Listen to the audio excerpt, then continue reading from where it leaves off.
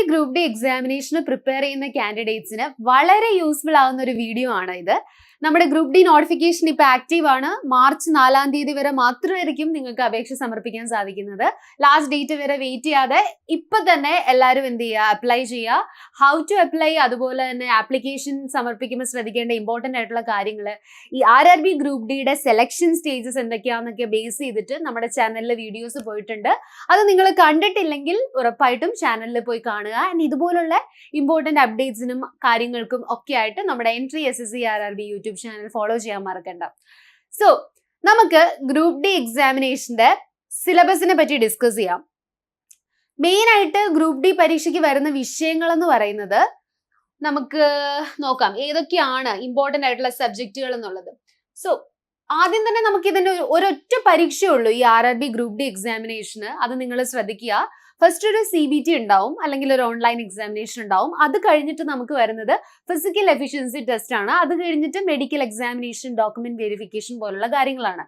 So ഏറ്റവും important ആയിട്ടുള്ള highlight എന്ന് പറയുന്നത് ഒരൊറ്റ എക്സാം എഴുതി ഒരു ഗവൺമെന്റ് സർവീസിൽ നിങ്ങൾക്ക് കയറാൻ സാധിക്കുന്ന, അല്ലെങ്കിൽ ഒരു എക്സാം എഴുതിക്കൊണ്ട് ഗവൺമെന്റ് സർവീസിലേക്ക് ജോലിക്ക് പ്രവേശിക്കാൻ കിട്ടുന്ന ഒരു ഗോൾഡൻ ഓപ്പർച്യൂണിറ്റി ആണിത്. ഇപ്പൊ നമ്മൾ നൗഡേയ്സ് എല്ലാം എക്സാം, ഈവൻ PSC ആണെങ്കിലും ഒക്കെ പ്രിലിംസ് ഉണ്ടാവും, മെയിൻസ് ഉണ്ടാവും. അതുപോലെ തന്നെ മോസ്റ്റ് SSC എക്സാമിനേഷനും പ്രിലിംസും മെയിൻസും ഉണ്ട്. 2 ടയർ ആണ് എക്സാംസ് എല്ലാം. അപ്പോൾ ഒരു സിംഗിൾ എക്സാം എഴുതി ജോലിക്ക് കയറാൻ സാധിക്കുന്ന ഓപ്പർച്യൂണിറ്റി നിങ്ങൾ വെറുതെ വിട്ട് കളയരുത്. നല്ല രീതിക്ക് തന്നെ പ്രിപ്പയർ ചെയ്യുക. 10ാം ക്ലാസ് മതി ഇതിന്റെ യോഗ്യത എന്ന് പറയുന്നത്. ജസ്റ്റ് 10th ക്വാളിഫിക്കേഷൻ ആണ്.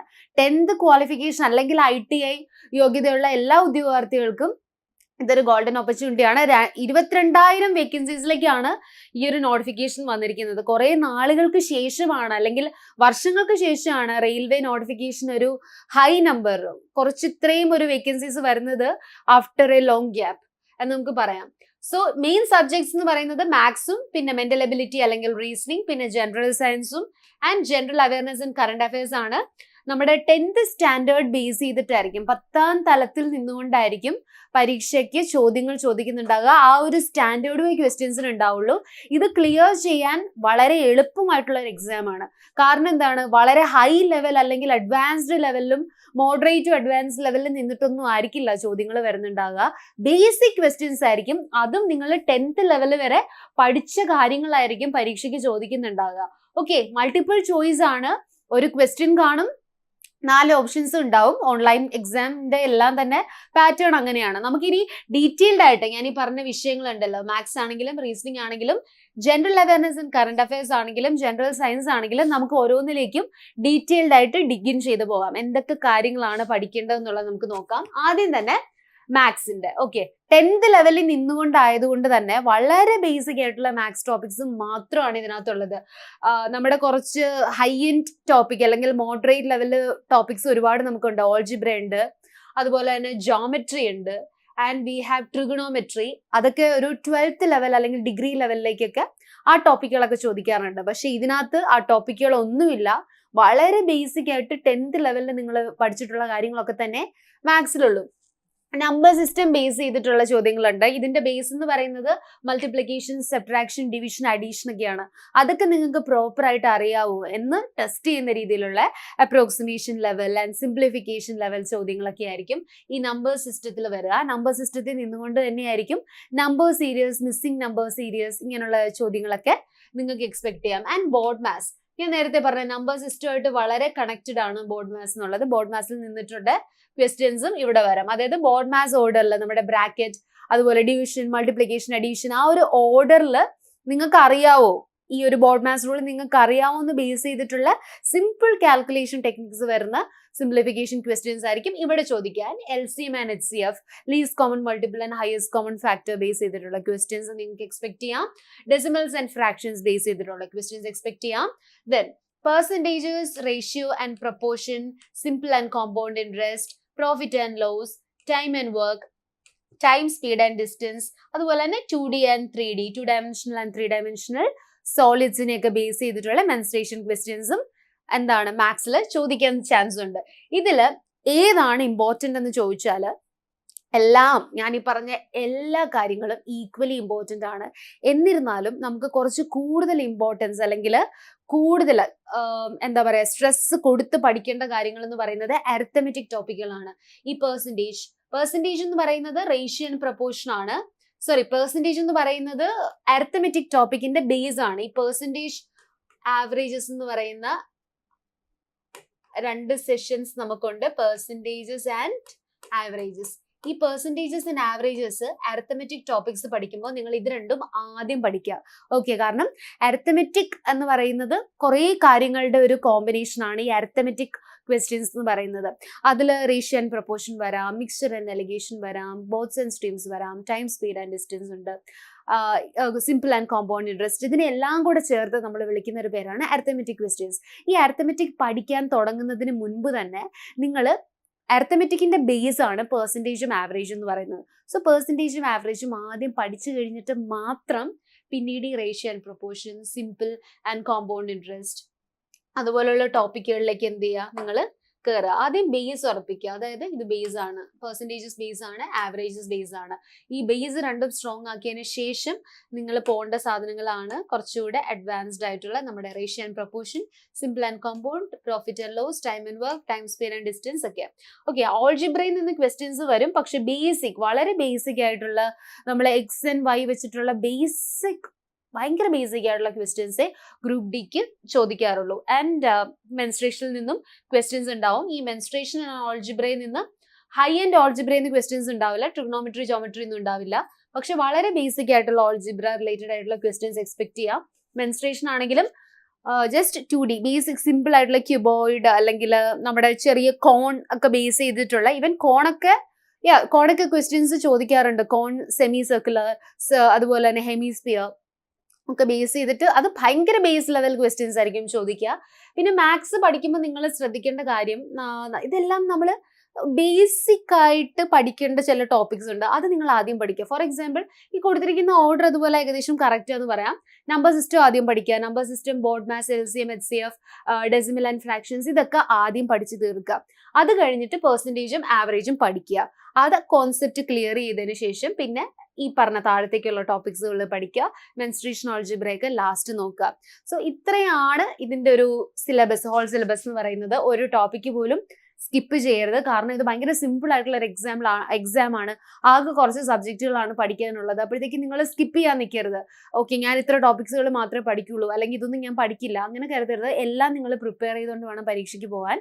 ഇതിൽ നിന്നെല്ലാം, ഞാൻ ഈ പറഞ്ഞ സാധനത്തിൽ നിന്നെല്ലാം ചോദ്യങ്ങൾ എന്ത് ചെയ്യുന്നുണ്ട്, ചോദിക്കാറുണ്ട്. ഓക്കെ, ആൻഡ് നിങ്ങൾ വേറെ ഈ കോമ്പറ്റേറ്റീവ് എക്സാം ആയതുകൊണ്ട് തന്നെ നമ്മൾ 10th ലെവലിൽ പഠിച്ചിട്ടുള്ള ടോപ്പിക്കുകളും ആയതുകൊണ്ട് തന്നെ ഞാൻ പറയുന്ന ഒരു കാര്യമാണ്, നമ്മൾ ട്രഡീഷണൽ മെത്തേഡ്സ്, നിങ്ങൾക്ക് ഫൗണ്ടേഷൻ സ്ട്രോങ് ആവുന്ന സമയത്ത് ട്രഡീഷണൽ മെത്തേഡ്സ് പഠിക്കാം. പക്ഷെ പ്രാക്ടീസ് ചെയ്യുന്ന സമയത്ത് നിങ്ങൾ എന്ത് ചെയ്യുക, ഉറപ്പായിട്ടും short cuts and short tricks use ചെയ്യുക. നിങ്ങൾക്ക് ഓപ്ഷൻസ് കാണുമ്പം ഓപ്ഷൻസിൽ നിന്ന് നിങ്ങൾക്ക് ഓപ്ഷൻസ് ക്വസ്റ്റ്യനിൽ ഇട്ട് കൊടുത്തിട്ട് നിങ്ങൾക്ക് ആൻസറിലേക്ക് വരാനുള്ള ഒരു ഓപ്ഷൻ ഉണ്ട്. അങ്ങനെയുള്ള കാര്യങ്ങൾ നിങ്ങൾക്ക് ചെക്ക് ചെയ്യാം. അതുപോലെ തന്നെ നമുക്ക് ഇപ്പൊ speed equal to distance by time എന്ന് പറയുന്നത് ബേസിക് ആയിട്ടുള്ള എന്താണ്, ഫോർമുലയാണ്. ഇത് നമ്മൾ അറിഞ്ഞിരിക്കണം. Speed equal to distance by time എന്നുള്ള ഒരു ഫൗണ്ടേഷനിൽ നിന്നിട്ടാണ് സ്പീഡ്, ടൈം ആൻഡ് ഡിസ്റ്റൻസ് എന്ന് പറയുന്ന ഏത് തരത്തിലുള്ള ചോദ്യങ്ങളുടെയും ഒരു ഫോർമുലേഷൻ എന്ന് പറയുന്നത്. സോ ബേസിക് ഫോർമുല ഇതാണ് എന്നുള്ള കാര്യം നിങ്ങൾ അറിഞ്ഞിരിക്കണം. അതുപോലെ തന്നെ റേഷ്യോ ആൻഡ് പ്രൊപ്പോർഷൻ ഇതുപോലെ ബേസ് ഉണ്ട്, പ്രോഫിറ്റ് ആൻഡ് ലോസിന് ഇതുപോലെ ബേസ് ഉണ്ട്. അതായത് നമുക്കറിയാം സിമ്പിൾ ഇൻട്രസ്റ്റ് പോലുള്ള PRT/100 എന്ന് പറയുന്ന ഫോർമുലാസ് ഉണ്ട്. ഓക്കെ, ഇതെല്ലാം ബേസ് ആണ്. ഇത് പഠിച്ചു വെക്കുക. പക്ഷേ ഈ ചോദ്യങ്ങളെയൊക്കെ നേരിടാനായിട്ട് ഷോർട്ട് കട്ട് ട്രിക്സും മെത്തേഡ്സും ഒക്കെ നമുക്കുണ്ട്. അതും കൂടെ നിങ്ങൾ എന്ത് ചെയ്യുക, മനസ്സിലാക്കി വെക്കുക. കാരണം കോമ്പറ്റേറ്റീവ് എക്സാം ആയതുകൊണ്ട് തന്നെ ഏറ്റവും കുറച്ച് സമയം എടുത്തിട്ട് നമുക്ക് പെട്ടെന്ന് ആൻസറിലേക്ക് എത്തണം. ആൻഡ് 100% ആക്യുറസിയും കീപ്പപ്പ് ചെയ്യണം. സോ അവിടെ ട്രഡീഷണൽ മെത്തേഡ്സ് ഫൗണ്ടേഷൻ ആക്കി വെച്ചിട്ട് ഷോർട്ട് കട്ട് മെത്തേഡ്സ് യൂസ് ചെയ്യുന്നത് തന്നെയാണ് ഏറ്റവും നല്ലത്. ഓക്കെ, സോ ദാറ്റ് ആ ഒരു കൃത്യമായ സമയത്തിനുള്ളിൽ നിങ്ങൾക്ക് മൊത്തം ചോദ്യങ്ങൾ എന്ത് ചെയ്യാൻ പറ്റും, ആൻസർ ചെയ്യാനായിട്ട് പറ്റും. അടുത്തത് അത്രയാണ് മാത്സിനെ പറ്റി എനിക്ക് പറയാനുള്ള കാര്യങ്ങൾ. പിന്നെ നിങ്ങൾക്ക് കാൽക്കുലേഷൻസ് ഈസിയർ ആക്കാൻ വേണ്ടിയിട്ട് നിങ്ങൾക്ക് നമ്മുടെ ഷോർട്ട് കട്ട് കാൽക്കുലേഷൻ മെത്തേഡ്സ് പഠിക്കാവുന്നതാണ്. ഷോർട്ട് കട്ട്സ് ഇൻ കാൽക്കുലേഷൻ, അതായത് 2 ഡിജിറ്റ് നമ്പേഴ്സിന്റെ മൾട്ടിപ്ലിക്കേഷൻ. നമുക്ക് 1 cross 1 റൂൾ ഒക്കെ ഉണ്ട്. നമ്മുടെ ചാനലിൽ ഷോർട്സ് ആയിട്ട് ചെയ്തിട്ടുണ്ട്. അപ്പൊ ഈ 1 cross 1 റൂൾ ഉപയോഗിച്ചിട്ട് 2 ഡിജിറ്റ് ആയിട്ടുള്ള ഏത് നമ്പേഴ്സും നമുക്ക് സെക്കൻഡ്സിൽ മൈൻഡ് കാൽക്കുലേഷൻ ചെയ്തിട്ട് ആൻസറിലേക്ക് എത്താൻ പറ്റും.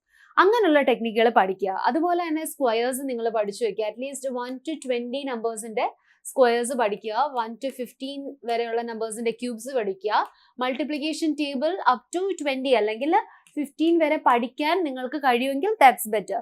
ഇതൊക്കെ ചെയ്യാൻ പറയുന്നത് നിങ്ങളുടെ ഫോക്കസ്, അതുപോലെ തന്നെ mental calculation, mind calculation easier ആക്കാൻ വേണ്ടിയിട്ടാണ് ഇതൊക്കെ ഞാൻ ചെയ്തു നോക്കാൻ പറയുന്നത്. ഈ പറഞ്ഞ കാര്യങ്ങൾ കൺസിസ്റ്റന്റ് ആയിട്ട് ചെയ്യാന്നുണ്ടെങ്കിൽ നിങ്ങൾക്ക് റിസൾട്ട് കിട്ടും എന്നുള്ളത് നോ ഡൗട്ട്. അതായത് ഈ സ്ക്വയർസ് പഠിക്കുന്നതും മൾട്ടിപ്ലിക്കേഷൻ ടേബിൾസ് പഠിക്കുന്നതും അതുപോലെ തന്നെ ക്യൂബ്സ് പഠിക്കുന്നതും ആൻഡ് ദെൻ ഞാൻ ഈ പറഞ്ഞതുപോലെ തന്നെയുള്ള കാൽക്കുലേഷൻ ടെക്നിക്സ്. അതായത് നമുക്കിപ്പം 15 വരുന്ന നമ്പേഴ്സിന്റെ, അതായത് 1-5 ആണെങ്കിൽ യൂണിറ്റ് പ്ലേസിൽ 5 വരുന്ന നമ്പേഴ്സിന്റെ എല്ലാം തന്നെ മൾട്ടിപ്ലിക്കേഷൻ ചെയ്യാനുള്ള ഷോർട്ട് കട്ട് മെത്തേഡ്സ് ഉണ്ട്. 11 ടേബിൾസ്, അതായത് 121 into 11, അത് 11 വരുന്ന, അല്ലെങ്കിൽ 45 into 11, അല്ലെങ്കിൽ 75 into 11, 69 into 11, 11 മൾട്ടിപ്ലൈ ചെയ്യുമ്പോൾ വരുന്ന നമ്പേഴ്സ് ഉണ്ടല്ലോ, അവിടെയും ഷോർട്ട് കട്ട്സ് ഉണ്ട്. എല്ലാത്തിനും ഷോർട്ട് കട്ട്സ് ഉണ്ട്.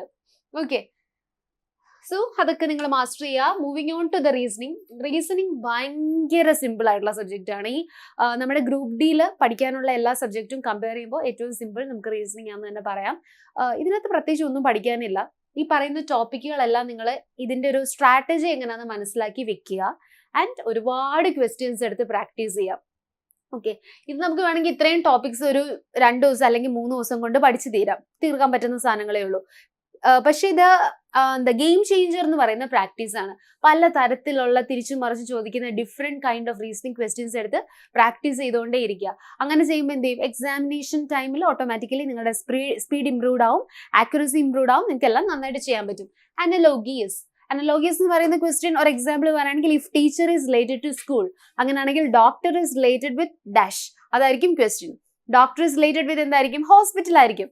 അങ്ങനെയുള്ള ഭയങ്കര ബേസിക് ക്വസ്റ്റ്യൻസ് ആയിരിക്കും അനലോഗീസ് ചോദിക്കുക. ക്ലാസിഫിക്കേഷൻ ഉണ്ട്, നമ്പർ ആൻഡ് ആൽഫബറ്റ് സീരീസ് ഉണ്ടാവും. ഇത് ചോദിക്കുന്ന ഇപ്പം 2, 4, 6, 8 അടുത്ത നമ്പർ എന്താണ് എന്നൊരു ക്വസ്റ്റ്യൻ ആയിരിക്കും. ഇപ്പൊ നമുക്ക് നോക്കാം, ഇതൊന്നെങ്കിൽ നമുക്ക് മനസ്സിലാക്കാം 2ന്റെ മൾട്ടിപ്ലിക്കേഷൻ ടേബിൾസ് ആണ് ഈ പോകുന്നത്. അപ്പൊ അടുത്ത് എന്തായിരിക്കും, 10 ആയിരിക്കും. അല്ലെങ്കിൽ എന്താണ്, 2 ആഡ് ചെയ്താണ് പോയിരിക്കുന്നത് എന്നുള്ളത്. ഇതുപോലെ തന്നെ ആൽഫബറ്റ്സും ചോദിക്കാം.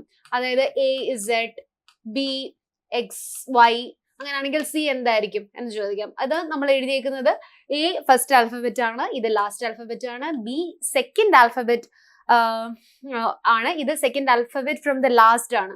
അപ്പൊ ഇവിടെ എന്തായിരിക്കും, X ആയിരിക്കും വരിക. C third alphabet from the front and X എന്ന് പറയുന്നത് third alphabet from backwards.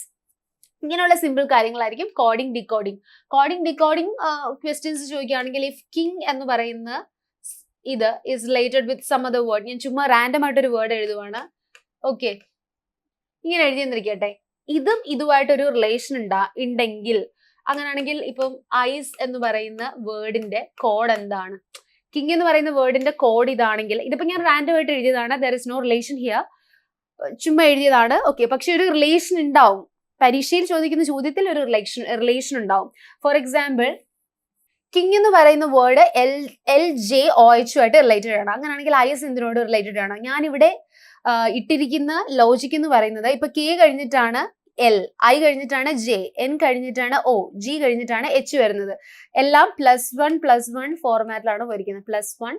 +1 or +1. അപ്പം ഐസ് എന്തായിരിക്കും, I +1 ആണ് J വരുന്നത്. I കഴിഞ്ഞിട്ടുള്ള അടുത്ത ആൽഫബറ്റ് ആണ് J, C കഴിഞ്ഞിട്ട് D, E കഴിഞ്ഞിട്ട് F. അപ്പൊ ഐസിന്റെ കോഡ് JDF ആയിരിക്കും. ഇങ്ങനെയുള്ള ക്വസ്റ്റ്യൻസ് ആയിരിക്കും എന്ത് ചെയ്യുക, ഫ്രം കോഡിംഗ് ആൻഡ് ഡീകോഡിംഗ് ചോദിക്കുന്നുണ്ടാവും. അപ്പൊ വളരെ ബേസിക് ആയിരിക്കും. ഗ്രൂപ്പ് ഡിക്ക് ഒക്കെ ചോദിക്കുമ്പോൾ ലോജിക്ക് നിങ്ങൾ മനസ്സിലാക്കുക. അത് കഴിഞ്ഞിട്ട് എന്ത് ചെയ്യുക, നിങ്ങൾ ചെയ്യാനായിട്ട് ശ്രദ്ധിക്കുക. നമ്മുടെ അടുത്ത ടോപ്പിക് എന്ന് പറയുന്നത് കോഡിംഗ് ആൻഡ് ഡയറക്ഷൻ സെൻസ് ആണ്. Direction sense mainly north, south, west, east. ഈ ഡയറക്ഷൻസ് നിങ്ങൾക്ക് അറിയാന്നുണ്ടെങ്കിൽ നിങ്ങൾക്ക് ഈസിലി ചെയ്യാനായിട്ട് പറ്റും. ഇപ്പം നോർത്ത് ആണെങ്കിൽ ഇവിടെ ലെഫ്റ്റ് ആയിരിക്കും, ഇവിടെ റൈറ്റ് ആയിരിക്കും. സൗത്ത് ആണെങ്കിൽ ഇത് റൈറ്റും ഇത് ലെഫ്റ്റും ആയിരിക്കും. അതുപോലെ വെസ്റ്റിനും ഈസ്റ്റിനും ലെഫ്റ്റും റൈറ്റും ചേഞ്ച് ആവും. ഈ കാര്യങ്ങൾക്ക് പറ്റി നിങ്ങൾക്ക് കൃത്യമായ ഒരു ധാരണ ഉണ്ടെങ്കിൽ അത് ചെയ്യാം. ബ്ലഡ് റിലേഷൻ വളരെ സിമ്പിൾ ആണ്. ഇപ്പൊ A is the sister of A and B തമ്മിൽ സിസ്റ്റർ റിലേഷൻ ആണ്. D is the father of A. അങ്ങനെയാണെങ്കിൽ Cയും എയും തമ്മിലുള്ള റിലേഷൻ എന്താണ്, ഇങ്ങനെയുള്ള ക്വസ്റ്റ്യൻസ് ഒക്കെ ആയിരിക്കും ബ്ലഡ് റിലേഷന്റെ ചോദിക്കുക. Syllogism is the when diagram വെച്ചിട്ടുള്ള ക്വസ്റ്റ്യൻസ് ഉണ്ടാവാറുണ്ട്. മാത്തമെറ്റിക്കൽ ഓപ്പറേഷൻ, അത് സിമ്പിൾ അഡീഷൻ, സബ്ട്രാക്ഷൻ, ഡിവിഷൻ ഒക്കെ വെച്ചിട്ടുള്ള ക്വസ്റ്റ്യൻസ് ആയിരിക്കും. വളരെ ബേസ് ലെവലിലുള്ള പസിൽ റിലേറ്റഡ് ക്വസ്റ്റ്യൻസും ഉണ്ടാവാറുണ്ട്. പസിൽസ് നിങ്ങൾക്ക് അറിയാം, ഇപ്പം എന്താ പറയുക, ഇപ്പം പസിൽസിൽ നിന്ന് ചിലപ്പം നമുക്ക് ചോദിക്കാൻ സാധ്യതയുള്ള ഫ്ലോർ ബേസ് പസിൽ അല്ലെങ്കിൽ ബോക്സ് ബേസ് പസിൽ ഒക്കെ ആയിരിക്കും ഏറ്റവും എന്താ പറയാ കുറവ് സമയത്ത് ചെയ്യാൻ പറ്റുന്ന, കുറച്ച് സമയം എടുത്ത് ചെയ്യാൻ പറ്റുന്ന ബേസിക് ആയിട്ടുള്ള സാധനങ്ങളൊക്കെ ആയിരിക്കും നമ്മുടെ RRB ഗ്രൂപ്പ് ഡിയില് ചോദിക്കാൻ ചാൻസ്. പസിൽസിൽ നിന്ന് അങ്ങനെ ക്വസ്റ്റ്യൻസ് ചോദിച്ചു കണ്ടിട്ടില്ല, എന്നാലും നമുക്കിപ്പോ എക്സ്പെക്ട് ചെയ്യാം. ഓക്കെ, സോ ഈ ടോപ്പിക് നോട്ട് ചെയ്ത് വെക്കുക. ഇത്രയും ടോപ്പിക്സ് ആണ് നമുക്ക് റീസണിങ്ങിൽ വരുന്നത്. ആൻഡ് ജനറൽ സയൻസിൽ ഫിസിക്സ് ചോദിക്കും, കെമിസ്ട്രി ചോദിക്കും, ബയോളജിയും കൂടെ ഉണ്ട്. ഫിസിക്സിൽ നിന്ന് കോമൺലി ചോദിക്കാൻ സാധ്യതയുള്ള ടോപ്പിക്കുകളാണ് ഞാൻ ഇവിടെ കൊടുത്തിരിക്കുന്നത്. അതായത് നമുക്ക് നിങ്ങൾ പഠിക്കുന്ന ടൈമിൽ heat, light, electricity, motion, work, energy ഇതിനെയൊക്കെ പറ്റി പഠിക്കുക. ഓക്കെ, ബേസിക് ആയിട്ടുള്ള കാര്യങ്ങൾ അറിഞ്ഞിരിക്കുക. ഹീറ്റ്, അതുപോലെ ലോസ് ഒക്കെ ഉണ്ടല്ലോ, നിയമങ്ങൾ ഉണ്ടാവാറുണ്ട്, ലോസ് ഓഫ് ഹീറ്റ്, അതുപോലെ യൂണിറ്റ്സ് ആൻഡ് മെഷർമെന്റ്സ്, ഇതിന്റെ ഫോർമുലാസ്, കാര്യങ്ങൾ ഇതെല്ലാം മനസ്സിലാക്കുക. എക്സാമ്പിൾസ്, റിയൽ ലൈഫ് എക്സാമ്പിൾസ് വെച്ചിട്ട് പഠിക്കുക, സോ ദാറ്റ് നിങ്ങൾ മറക്കത്തില്ല. കെമിസ്ട്രിയിലെ matter, acid, base and salt, metals and non metals, chemical reactions, ഈ ഏരിയാസ് എന്നൊക്കെ ആയിരിക്കും കെമിസ്ട്രിയിൽ കൂടുതലും ക്വസ്റ്റ്യൻസ് വരുന്നുണ്ടാവുക. അടുത്തത് ബയോളജിയിൽ നമുക്ക് ഇമ്പോർട്ടൻ്റ് ആയിട്ടുള്ള ടോപ്പിക്സ് നോക്കാം. സെൽസിന് റിലേറ്റഡ് ആയിട്ട് ക്വസ്റ്റ്യൻസ് വരും. Life process, human body, environment and ecology, ഇത്രയാണ് സിലബസിലുള്ളത്. ഈ സെൽ എന്ന് പറയുകയാണെങ്കിലും ഇതിന്റെ അണ്ടറിൽ ക്ലാസിഫിക്കേഷൻ ഉണ്ട്. ഹ്യൂമൻ ബോഡി ആണെങ്കിലും different systems in human body, ഇപ്പൊ ഡൈജസ്റ്റീവ് സിസ്റ്റം, സർക്കുലേറ്ററി സിസ്റ്റം, അങ്ങനെ ഇതിന്റെ അണ്ടറിലും ഞാൻ ഈ പറയുന്ന ഓരോ ഇതിന്റെ അണ്ടറിലും ക്ലാസിഫിക്കേഷൻസ് ഉണ്ട്. അതെല്ലാം ഡീറ്റെയിൽ ആയിട്ട് എന്ത് ചെയ്യുക, നിങ്ങൾ നോക്കുക. ഇനി നമുക്ക് GK ആൻഡ് കറണ്ട് അഫയേഴ്സ് നോക്കാം. കറണ്ട് അഫയേഴ്സ് നിങ്ങൾ പരീക്ഷയ്ക്ക് പോകുന്നതിന് മുമ്പുള്ള ഒരു 6 മുതൽ 8 മാസം വരെയുള്ള കറണ്ട് അഫയേഴ്സ് നന്നായിട്ട് നോക്കിയിട്ട് പോവുക. GKയിൽ ഇന്ത്യൻ ഹിസ്റ്ററി ചോദിക്കും, ജോഗ്രഫി, അത് ഇന്ത്യ ആൻഡ് വേൾഡ് ജോഗ്രഫി ചോദിക്കാറുണ്ട്, പക്ഷെ ബേസിക്സിൽ നിന്നിട്ടായിരിക്കും. അത് ഹിസ്റ്ററി ആണെങ്കിലും ബേസിക് ലെവലിൽ തന്നെ ആയിരിക്കും ക്വസ്റ്റ്യൻസ് ചോദിക്കുക. പൊളിറ്റി റിലേറ്റഡ് ആയിട്ടുള്ള ചോദ്യങ്ങൾ വരും. പൊളിറ്റിയിൽ നിങ്ങൾ മെയിൻ ഫോക്കസ് കൊടുക്കേണ്ടത് കോൺസ്റ്റിറ്റ്യൂഷൻ ആൻഡ് പ്രിയാമ്പിൾ ഇമ്പോർട്ടൻസ് കൊടുത്ത് പഠിക്കുക. അതായത് സ്ഥിരം ചോദിക്കുന്ന ആർട്ടിക്കിൾസും ഒക്കെയാണ് ഇവിടെ മെയിൻലി പഠിക്കേണ്ടത്. ഇന്ത്യൻ ഇക്കണോമിയുടെ basic concepts like father of economy, അതുപോലെ ഇവിടെ കുറെ ടേംസ് നമ്മൾ യൂസ് ചെയ്യാറുണ്ട്. GDP പോലുള്ള ടേംസ് കാര്യങ്ങളൊക്കെ പഠിക്കുക. സ്പോർട്സ് പഠിക്കുക. സ്പോർട്സ് പഠിക്കുന്ന സമയത്ത് ലൈക്ക് ഓരോ ട്രോഫീസും എന്തിനൊക്കെ ഉള്ളതാണ് എന്നൊക്കെയുള്ള ബേസ് കാര്യങ്ങളുണ്ട്. അതുപോലെ കറണ്ട് അഫയേഴ്സും കൂടി ഇൻകോപ്പറേറ്റ് ചെയ്തിട്ട് അവാർഡ്സ് ആൻഡ് ഓണേഴ്സ് സ്പോർട്സിൽ നിന്ന് കിട്ടിയത് നോക്കുക. അതും ഇമ്പോർട്ടൻ്റ് ആണ്. അവാർഡ്സ് ആൻഡ് ഓണേഴ്സ് ഓൾറെഡി ചെയ്തിട്ടുണ്ട്. ദെൻ ഇമ്പോർട്ടൻറ്റ് ഡേയ്സ്, ഓരോ ഡേറ്റ്സിനും ഓരോ പ്രത്യേകത ഉണ്ട്. ലൈക്ക് June 5 എൻവയോൺമെന്റ് എന്നൊക്കെ പറയുന്ന പോലെ എല്ലാ ഡേറ്റ്സും സ്ഥിരമായിട്ട് RRB പരീക്ഷയ്ക്ക് റെപ്പറ്റേറ്റീവ് ആയിട്ട് ചോദിച്ചു വരുന്ന ചില ഇമ്പോർട്ടൻറ്റ് ഡേറ്റ്സ് ഉണ്ട്. അത് നിങ്ങളെടുത്ത് പഠിച്ചാൽ മതിയാവും. കാരണം SSC RRB എക്സാമിനേഷൻസിനെല്ലാം തന്നെ റെപ്പറ്റേറ്റീവ് ആയിട്ട് പ്രീവിയസ് ഇയർ ക്വസ്റ്റ്യൻസ് ചോദിക്കാറുണ്ട്.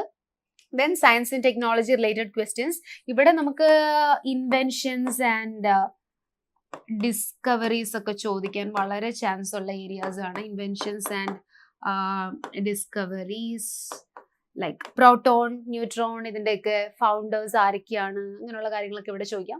റെയിൽവേ റിലേറ്റഡ് അവയർനെസ് ചിലപ്പോൾ ചോദിക്കാം. ഓക്കെ, എന്നാലും ഇത് നോക്കിയിട്ട് പോവുക. റെയിൽവേ റിലേറ്റഡ് ആയിട്ടുള്ള കാര്യങ്ങളൊക്കെ, since this is A railway exam, അതുകൊണ്ട് ചോദിക്കാം. അപ്പൊ ഇത്രയും കാര്യങ്ങളാണ് ഇതിൽ എല്ലാം തന്നെ നിങ്ങൾ ഹൈ പ്രയോറിറ്റി കൊടുത്ത് പഠിക്കേണ്ട കാര്യങ്ങളാണ്. ജനറൽ അവയർനെസ് ആണ് കുറച്ച് നമ്മുടെ QA റീസണിങ് ആൻഡ്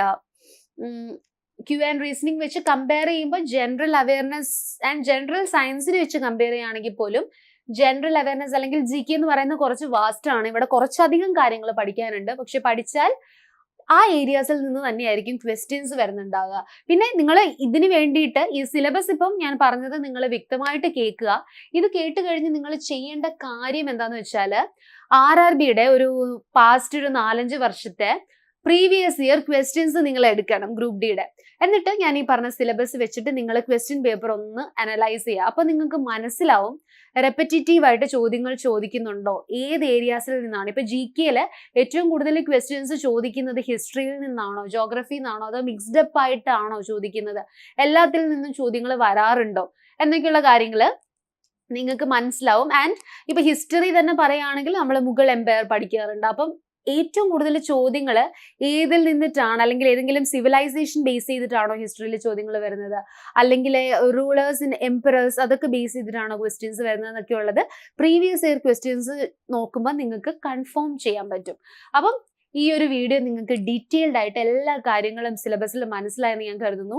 എന്തെങ്കിലും ഡൗട്ടും കാര്യങ്ങളൊക്കെ ഉണ്ടെങ്കിൽ നിങ്ങൾ ജസ്റ്റ് കമന്റ് ബോക്സിൽ ഡ്രോപ്പ് ചെയ്യുക. നമ്മൾ അതിനെല്ലാം തന്നെ റെസ്പോണ്ട് ചെയ്യുന്നുണ്ടാവും. ആൻഡ് നമ്മുടെ ഗ്രൂപ്പ് ഡിയിലെ എൻട്രിയിലെ ബാച്ചസിലേക്ക് ജോയിൻ ചെയ്യാൻ താല്പര്യം ഉണ്ടെങ്കിൽ ഈ സ്ക്രീനിൽ കാണുന്ന 7736122215 ഈ ഒരു നമ്പറിൽ കണക്ട് ചെയ്താൽ മതിയായിരിക്കും. So do check this video. സിലബസിൽ അടിപൊളിയായിട്ട് നോക്കിയിട്ട് പ്രിപ്പറേഷൻ സ്റ്റാർട്ട് ചെയ്യുക based on previous year questions. അത് മറക്കണ്ട, വളരെ ഇമ്പോർട്ടൻ്റ് ആണ്. ഇത് നിങ്ങൾക്ക് യൂസ്ഫുൾ ആയെന്ന് കരുതുന്നു. Thank you.